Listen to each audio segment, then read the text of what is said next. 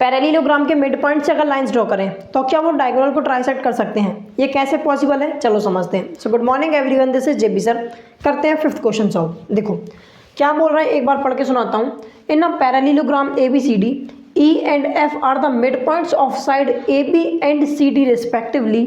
Show that the line segment AF and EC trisects the diagonal BD. समझाता हूँ मतलब, है ना। हमसे बोला गया है ABCD नामक एक पैरेललोग्राम है जिसमें E और F मिड पॉइंट है AB और CD या DC साइड्स के।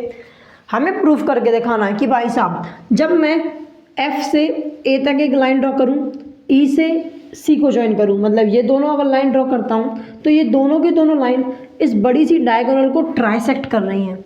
अब ये ट्राइसेक्ट क्या होता है? ट्राइसेक्ट मतलब बताता हूँ। जैसे अगर मेरे पास एक लाइन हो, इसको मैं क्या करूँ, 3 इक्वल पार्ट में डिवाइड करूँ। क्या करूँ? 3 इक्वल पार्ट में डिवाइड करूँ। इसका ही मतलब होता है ट्राइसेक्शन या फिर ट्राइसेक्ट कर देना। तो AF और EC ने BD को ट्राइसेक्ट कर दिया, मतलब ये वाला इक्वल हो गया। ये प्रूफ करके दिखाना है, कैसे करेंगे समझाता हूँ। ठीक है भाई साहब, चलो देखो वही मैंने गिवन में इन्फॉर्मेशन लिख दी जो चीज़ थी। ABCD parallelogram, E and F mid point, AB and CD respectively.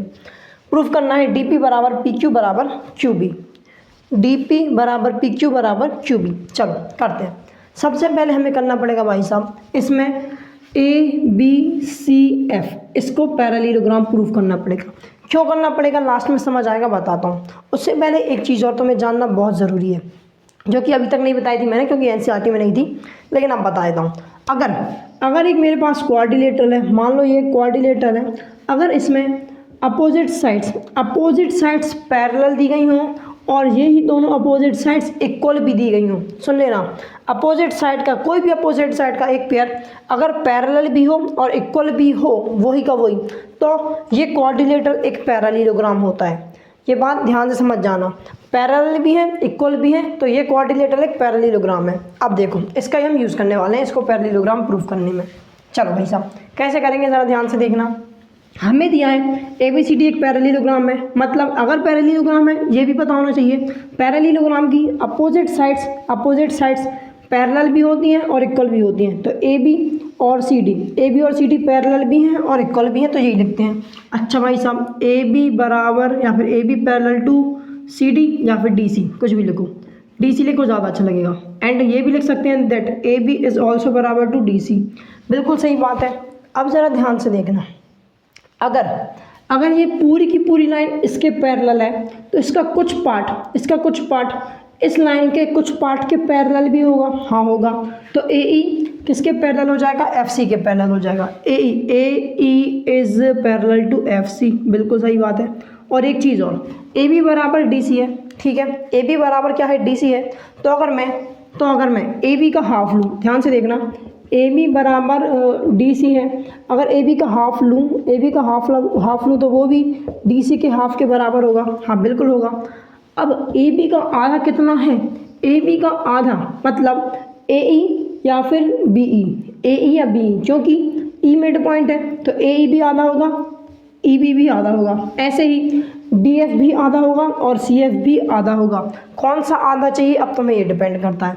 अगर मैं ये वाला आधा ले लूँ और यहाँ से ये वाला आधा ले लूँ, हाफ तो ये भी है, AB का हाफ AE है, हाँ भाई साहब। और ये भी बोल सकता हूँ CD या DC का हाफ क्या है? FC इसका हाफ भी है, तो मतलब ये दोनों भी बराबर है।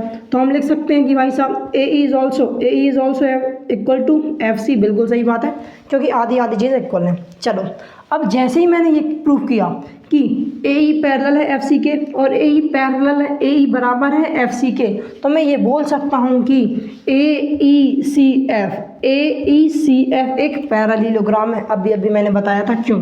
तो भाई साहब AECF इज़ आ पैरेललोग्राम, ये हमने प्रूफ कर दिया। क्यों करा अभी आएगा समझ, सब कुछ समझ जाएगा। ध्यान से देखना, थोड़ा ध्यान से देखते चलो, आसानी तरीके से सब कुछ समझ आने वाला है आपको। थोड़ी लंबी वीडियो रहेगी, मान लिया मैंने थोड़ी लंबी वीडियो, लेकिन समझ आएगा। जैसे ही मैंने ये पैरेललोग्राम प्रूफ कर दिया, अब शायद मैं कहीं से converse of mid point theorem लगा सकता हूँ, क्योंकि उसके लिए मुझे पैरेलल लाइंस तो बहुत ज़रूरी होती हैं। हमें प्रूफ क्या करना है, ये चीज़ बराबर है, तो क्या करो, दो चीज़ करके प्रूफ कर लो। मान लो पहले इसको और इसको हम बराबर कर लेते हैं। किसको, इसको और इसको हम बराबर कर लेते हैं। कैसे करेंगे ज़रा ध्यान से देखना। मुझे दिख रहा है ये साइड और ये साइड, ये दोनों बस इतनी दोनों कौन से ट्राइंगल में आ रही हैं, क्योंकि converse of mid point theorem सिर्फ किस में लगती है, ट्राइंगल में। तो ये साइड और ये साइड मतलब ये दोनों चीज़ें इस वाले ट्राइंगल में आ रही हैं। अच्छा, इस ट्राइंगल में आ रही हैं, बिल्कुल सही बात है। अगर मैं इस ट्राइंगल में देखूँ ध्यान से, इस ट्राइंगल में मुझे ये दिया गया है कि एफ मिड पॉइंट है, हाँ मिड पॉइंट है, और एफ से निकलने वाली साइड इस साइड के पैरेलल है। तो एफ से जो साइड निकल रही है, अगर इस पूरी साइड के पैरेलल है, तो इस छोटी सी बस इतने साइड के भी पैरेलल होगी। एफ से निकलने वाली साइड इस वाली साइड के भी अगर पैरेलल है, तो यहीं पे तो हमारी कन्वर्स थ्योरम आ जाती है।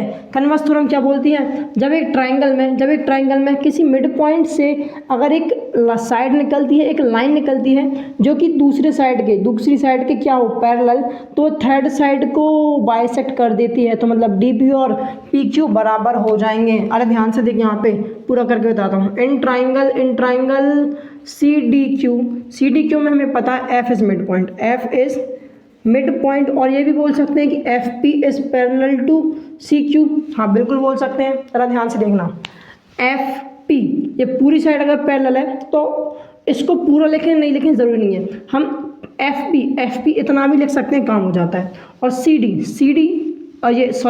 नहीं, सी ई पूरी पैरेलल थी, हमें कितनी चाहिए थी, इतनी, तो इतनी भी लिख सकते हैं, क्योंकि उतनी भी पैरेलल होगी। तो अगर F mid point F P parallel C Q, तो मैं बोल सकता हूँ दैट डी पी बराबर पी क्यू। और क्यों बोल सकता हूँ, by converse of mid point theorem. अच्छा जी, theorem converse of mid point theorem से ये दोनों बराबर हो जाएंगी। वेरी गुड भाई साहब। इसी तरीके से हम क्या करेंगे, वापस से देखो, ये दोनों तो बराबर हो गई। अब इसको और इसको बराबर करते हैं। देखो ये वाली चीज़ और ये दोनों में ये चीज़ और ये चीज़ कहाँ पे आ रही है, इस ट्राइंगल में आ रही है। अगर मैं ध्यान से देखूँ तो ए बी पी। अच्छा, कौन सा triangle, in triangle A B P न्यूज़। हाँ वही ए बी पी न्यूज़ में क्या दिख रहा है हम लोगों को, क्या खबर मिल रही है इसमें, हमें ये खबर मिल रही है कि ई तो मिड पॉइंट है, ई इज़ मिड पॉइंट। अच्छा भाई साहब, ई मिड पॉइंट है। और हम ये भी बोल सकते हैं कि E Q and E Q is parallel to A P. अच्छा भाई साहब, E Q is parallel to A P. Midpoint से निकलने वाली साइड अगर थर्ड साइड को टच करती है, इंटरसेक्ट करती है, और सेकंड साइड के पैरेलल है, तो मैं बोल सकता हूँ कि ये वाला हिस्सा और ये वाला हिस्सा बराबर हो जाएंगे। विच अप्लाइज पी क्यू बराबर पी क्यू। क्यों, by converse of mid point theorem. अच्छा, by converse of mid point theorem. ठीक है भाई साहब, हो गया काम खत्म। ध्यान से देखो, डी पी बराबर पी क्यू बराबर बी क्यू, बस यही लिखना है। डी पी बराबर पी क्यू और पी क्यू बराबर बी क्यू। अब ज़रा ध्यान से देखना, क्या मुझे यही प्रूफ करना था? हाँ जी, यही तो प्रूफ करना था। डी पी बराबर पी क्यू बराबर क्यू भी लिखें, बी क्यू लिखें, एक ही बात है। चलो क्यू भी नहीं, बी क्यू लिख देते हैं, मतलब बी क्यू नहीं क्यू भी लिख देते हैं, एक ही बात। तो ये तीनों चीज़ बराबर हो गई। ये ऐसे ही प्रूफ करना, एक बार इसका स्क्रीनशॉट ले लो, खचाक से ले लिया, वेरी गुड। चलो यार, वीडियो अगर पसंद आई तो वीडियो को लाइक करो, चैनल सब्सक्राइब करो। मिलते हैं नेक्स्ट वीडियो में, तब तक के लिए bye bye, have a good day.